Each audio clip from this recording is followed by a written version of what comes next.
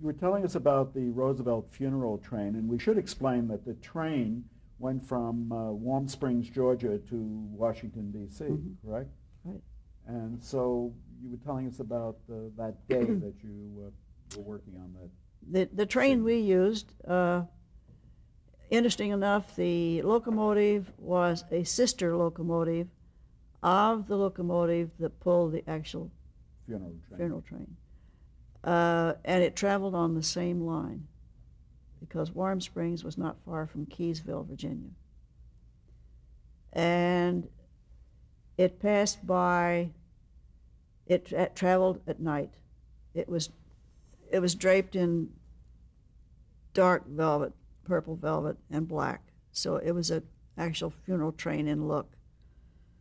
The lights were on in the car where the casket was all night.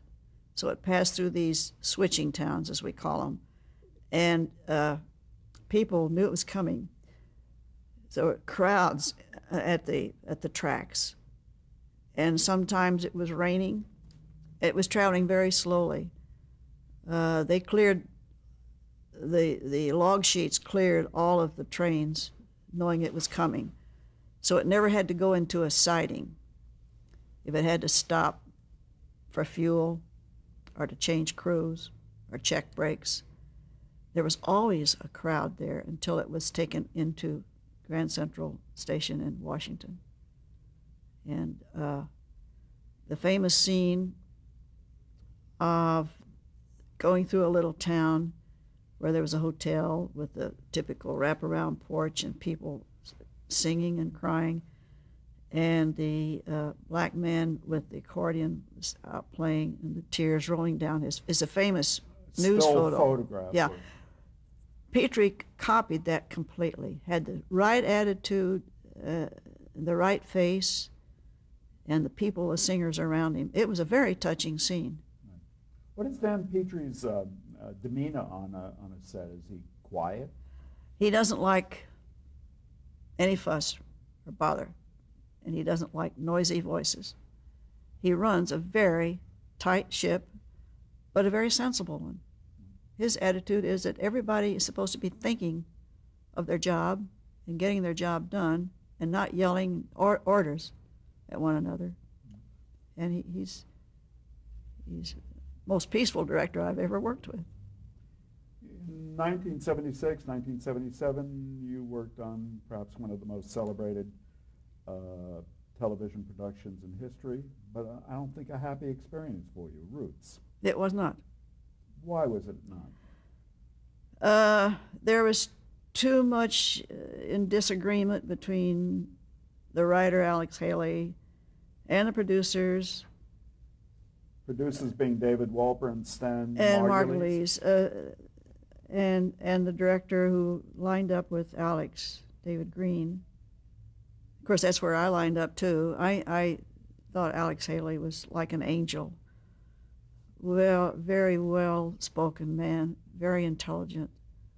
Actually, a very mesmerizing speaker. Absolutely. And I know we had lunch together several times, and both of us were field peas eaters. And we would always go to the restaurant where we knew we could get the best field peas. He said, I don't know anybody else that loves field peas like I do except you.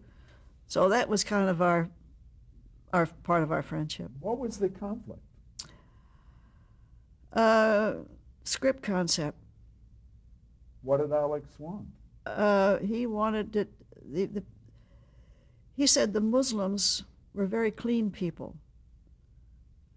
They washed their clothes every day, and what the producers wanted were scrubby, dirty-looking savages, and they were not that. He says even the time that they left northern Africa and moved down into the coastal area, where many of them were picked up and brought in as slaves. He says they still on the road. They always stopped and washed their clothes. They were very, very clean people. Now, you got out of your contract somewhere I stayed for the first 6 episodes. Okay. And they had started bringing in, they didn't have enough extras. We were in Savannah, and we were staying in the Ramada Inn. They couldn't find enough extras, so they went into a cult in Florida and brought in the very tall, what are the Africans? The tall, very tall Africans. Yes, I know what You you're know, referring to. That they eat raw meat, and they don't watch television. Of course, you could never make me believe anything like that. As soon as they get out of their wardrobe, they go. They went through rituals at night, waking us all up What in the kind of hotel. rituals? Sort of like voodoo? Drums, yes, voodoo, and they left pieces of raw meat and bones outside our doors if we complained. So they were putting a spell on you? I don't know what it was, but I could not get along with them. And at one point, the poor caterer would meet the company every morning, you know, with the food, as you always do on a film. And the extras all came in their bus, and they dashed out of their buses, and they would run and grab all the food and the coffee urns and go back to their bus and close the doors and eat it all, so it left the crew with nothing. That happened about 3 mornings until finally the caterer had to relocate us another place for food. Lunchtime, the extras would bring in all their families to eat, and he couldn't furnish enough food. But the problem was, if any of us complained, we were called bigots. It wasn't until they broke into the production office one night, trashed all of the files, pushed around the 3 gals that were working there as production coordinators, injured a couple of them. It wasn't until all that happened did they really see they had a problem. But by that time, I had said goodbye. Who succeeded you? Was it Joe Jennings? Yes, Joe Jennings. Yeah. So you shared screen credit with Mr. Yes. Jennings. Yes. Did Right. you take any pleasure then? In No, Ruth's I didn't even want a credit. Okay. We'll move on to The Gathering, which Mhm. I think was your next big production. That was a Randall Kleiser picture. Had you worked with him previously? No, I hadn't. Ed Asner and Maureen Stapleton. Right. And I think Joe Barbera from Hanna-Barbera was the producer, wasn't Yes, he was. It was a Hanna-Barbera Yes, production. it was. Strange kind of Right. production for them. Harry Sherman was the producer, line producer. Harry R. Sherman, yeah. It moved very smoothly, even though we were fighting elements. It was 10 below, and oftentimes they'd have to heat up the 10Ks and turn them underneath the Cinemobile that we were using to keep the equipment warm, because everything was frozen. Because this was supposed to take place at around Christmas time. Yes, we scouted, and we were going to do it in July. Well, of course, they look at me and say, "Jan, what are we going to do about all the foliage?" And I said, "I can defoliate, but I'll have to get the permission from everybody, even God, to defoliate, because I'm going to have to use Agent Orange on this." "Oh, it's terrible." So that went to the state labs and the naturalists and the preservationists until I didn't want to do it. I said, "Why don't you just shut down? We all go do something else." And we come back after the first of the year, because it had to have Christmas in it anyway. And then we'll get the job done. We did. We came back we were shooting this in Madison, Wisconsin? Ohio, and a little town called Chagrin. That's where Tim Conway was born, by the way, because his parents came out to see us. All the streams were frozen over. Everybody had natural breath coming out, heavy overcoats, heavy boots. It was right. It worked. Yes. Yeah. What sort of director is Randall Kleiser? He's fine. After that, I did a feature with him What called does he bring to the table? a lot of jollies. Everything is fun to him, and he was right for it. And then you did Orphan Train. Yes, Dorothea Petrie. Again, now you had not worked with Dorothea? Not as a director. See, I had known Dan and Dorothea socially in New York. Right. And trains, of course, are my... Coming from your background. It's a disease with me. It's like poison ivy. You know, I mean, I was, as a kid, I got involved with trains when I was 10 years old. Now I've got a museum. I have nothing on my walls but trains, locomotive draftings. My father got a lot of them for me from the Baldwin and Lowell machine shops. But anyway. Did you collect trains as well? Oh yeah, sets? yeah. I have a big collection of HO scale. Anyway, on Orphan Train, I was in my element because I had to produce this first train that was to go from the Battery to cross country to the Mississippi River. This is before there was any bridge built across the Mississippi. Battery in Manhattan, you're talking yes, about. Manhattan, yeah. 5 Points it was called. And the Children's Aid Society, in the script, Children's Aid Society, and this actually happened, this is true, because Dorothea still gets letters from people knowing that she produced this show that were orphans that were put on these trains. These street children that the New York Children's Aid Society just did not know what to do with. A couple of women, and one of them was Glenn Close. She was one of our performers.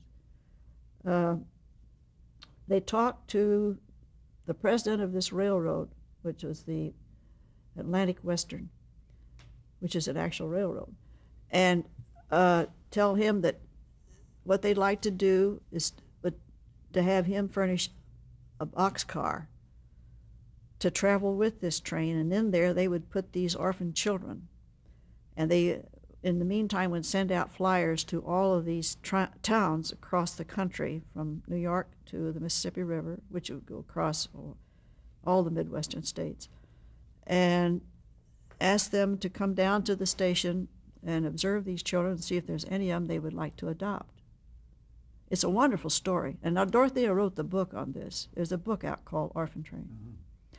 And then it goes into some trials and tribulations that these various children have with some of their new parents. But that's what we did, and we used the Burlington.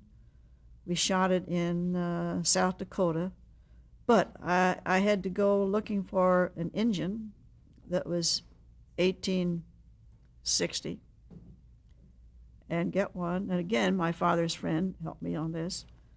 I had to get the boxcars. I had to build a lot of the boxcars. I had to build the car that the children rode in. And it was, the train makeup was the boxcar, the engine, the tender, mail car, baggage car, and a passenger car. So we had a good sizable train. It was a labor of love for you. It was, absolutely. Dorothea, much different personality than her husband, or very similar? No, just the same. They're a terrific couple. Does it make a problem when you work with people who you are socially friendly with? No, I don't find it so. Can you be as free and easy? Sometimes that's works reverse, that you're more No, on your guard with somebody who you have a social relationship with. We have really professional respect for one another. Now, Dorothea was also the producer of Foxfire. Right. Later on. Yes. Yeah. And it doesn't make any difference. She brings the same taste and Yes. sensibility to it as her Yes. husband. Incidentally, at this point, somewhere in the 70s, you moved to the West Coast? You relocated? I had to because of the IRS, because Rosemont was bringing me out here. Norman Rosemont. Norman Rosemont, yes. Bringing me out here on so many productions that I had to maintain an apartment in New York, and I had to live here. Well, now when the IRS sees two areas of living, Domiciles. you know, that's taboo. So having been audited about 3 times, one year after another, my attorney said, why don't you just say to hell with it and move to the coast? So that's what I did. Did that bother you? Were you sort of used to the city of New York? And No, I thought it was time to move on. it was not an adjustment to come to No. Southern California. I had been out here a lot, and where did you wind up moving to? I moved up into the Hollywood Hills. Right. You found the house there? As a matter of fact, I bought the house while I was still in New York and kept it until I could move into it. You, in 1980, I think, is it 1980? I mean, later than that, 85, you did a production, a major production called Evergreen. Yes, Covered a lot of ground, didn't it? Yes, it was did. a generational story. yes it did. Went from the turn of the century into the mid-1900s, did it? Yeah, the lady, Belva Plain? Who wrote yes, it? yes, she wrote it. It starts out with 1914 or 12, I think, coming up out of the New York subway, carrying the 2 candlesticks that her family had given her. And she's down in the Lower East Side to find out some friends whose names she had gotten from her parents. And it takes her through the whole generation of Lower East Side Manhattan and getting acquainted with wealthier people. We shot all the New York locations, exteriors. Then we went to Toronto and did all of the interiors. Now here's where a production designer has to get involved with locations because I have got to go to Toronto and find interiors of the same flavor of the exteriors we have just shot. There was Got a no match. Yes, and the doors, you know, you have a jump frame if you don't. And then we had to go to Israel Why Israel? because the son wants to go back and find his roots. Yes, her son, yeah. And This is about a Jewish family. yes, and he wants to go back and work on the kibbutz. And he does. He goes back and Didn't you have to worry about security in Israel? yes, we certainly did. We got stoned and we got chased out of one location because the extremely conservative Jewish, Orthodox. the Orthodox that lived in that area, In Jerusalem, was it? in Old City, Jerusalem, apparently didn't think that we'd given them all the input of the script. And I think I was mentioning to you that there's one scene that they absolutely came down on us, slashing tires. They slashed 21 tires on our trucks and camera equipment and stoning us.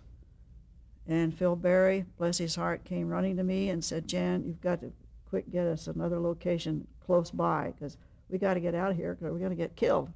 Phil Barry was the producer? He was the producer, Yeah. yes, and excellent producer.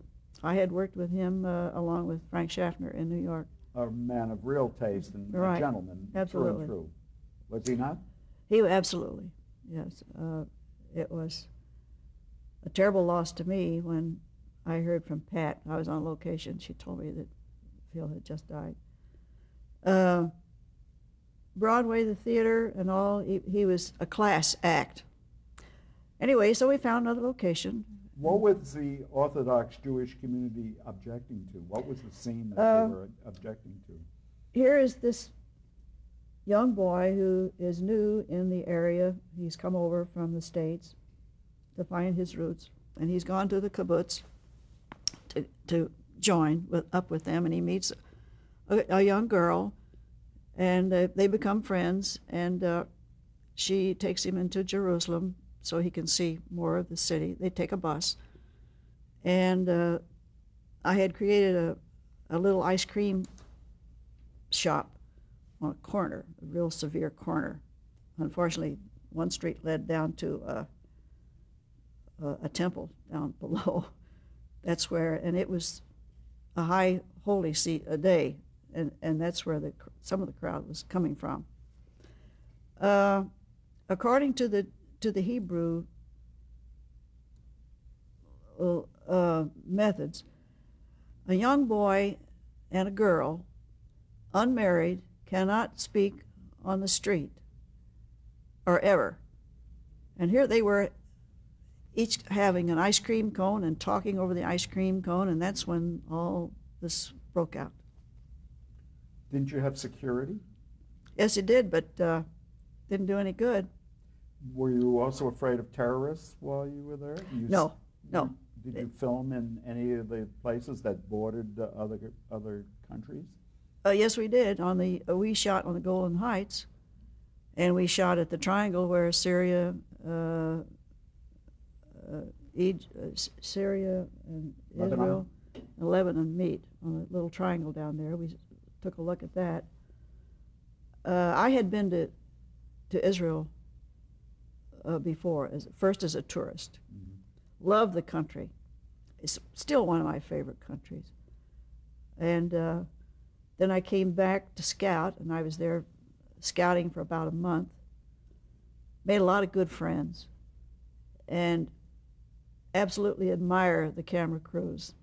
I think you were working with Israeli crews? Yes, we did not take any camera people with us. The only person we took was Julia Weiss, the famous costume designer from here. But I've made a lot of friends, and we still write to one another at the high holy times of the Israelis. I always communicate with them. At Christmas time, I get gifts from them. It's a wonderful relationship, and they've been over here to visit with me, and I always tell them that, look, if war breaks out again, I'm a good shot. Call me, I'll be over. What distinguished them as technicians? You indicated they were very good. They are technically excellent, but their work is so efficient. In no time at all, they can unload their trucks, make their setups with their camera equipment and their lights, shoot. They listened to everything. Fielder Cook was the director. They were taking all sorts of mental notes from Fielder, and I had to build bunkers up on the Golan Heights. And he was explaining some of these machine gun nests that I had built, how he wanted them shot. Everybody was alert and listening. We shot it, and at the end of the day, and this, because they were our total crew everywhere we went, at the end of the day, they wrap fast, they're down that mountainside, they're in the lab with the footage, and we see it that night, and there's no color corrections on it. Here, you see a daily, and you oftentimes from some crews will get, oh, well, we'll correct it in the lab. Don't worry about it. You didn't hear that. Fielder, Cook, and Phil Berry were absolutely astonished at the quality of that film. Did you experience some difficulties also in New York as you were doing this production? Yes, we did. We were down in the dope area, this sale of dope area in Manhattan. In Manhattan, down in the Lower East Side, and the city did not want us to go in there. Thought it was too dangerous? Yes, they did. They told us it was too dangerous, and we wanted it because it had still some old world architecture. I did have to put some false facades on some of the buildings, get rid of all that ugly plastic. We were tying up, we had a big one whole street was nothing but a marketplace. We had a lot of horses, a lot of ice wagons, beer wagons. We had people, little stands. It was truly a typical market. Outdoor market. Right. And up the parapets up above, there was occasionally something thrown at us. But the police said, okay, if you're going to do it, then it's up to us to protect you. So they put police up on the rooftops watching, and nobody was allowed up there. But we did have some problems. People throwing things down at you. Mhm. So presumably these were drug dealers who Mhm. wanted you out of the neighborhood. Yes, because we were in their way. Right. Sales were bad that day. Yes, I guess so. In 1987, you were involved in a production, a distinguished production called Foxfire. Yes. Hume Cronin and Jessica Tandy. Hmm. Did you get to meet them and Absolutely. work with them? You know, I had to build a house for them, and we had to excavate for a root cellar where she gets herself locked in. It was a labor of love, I'll tell you, because we had a good crew, excellent camera crew, and professionals. I tell you, when you take two professionals like Hugh and Jessica, everybody's on their toes because they're on theirs. They're on all their lines. It's not, oh, you know, what was that line again? Never. They went right straight through every scene. The crew had to keep up with them. Did you have to build an apple orchard for this production? There was an apple orchard attached to it. It was about a 60-year-old apple orchard. I just went through that on Grace and Glory here too. But it had to be in bloom. And it was in bloom when we saw it. It looked beautiful, banking up the house, this little house. It was a lot of color and beautiful. But we had a snowstorm, late winter snowstorm. Like how late? Like April. Mm-hmm. And where was this and what? This was in Highlands, North Carolina, Mm-hmm. up in the mountains, in the Smokies. And the snow and ice and the water, the rain, destroyed all the blossoms. They were on the ground. So I had to order several thousand sprays of apple blossoms, silk apple blossoms, from an outfit called Walter Allen Plant Nursery here in town that, you know, the movies at that time were using. And then there was another company I had to, Jackson Shrubs, I had to order from them too. I got all the apple blossoms in the city here shipped. And if you ever want to see those big gruff log cabin builders, that's where I was, in log cabin country. Up on ladders, you know, picking ladders, tying on little sprays of apple blossoms. It was a real joke. Must pause here, I'm sorry.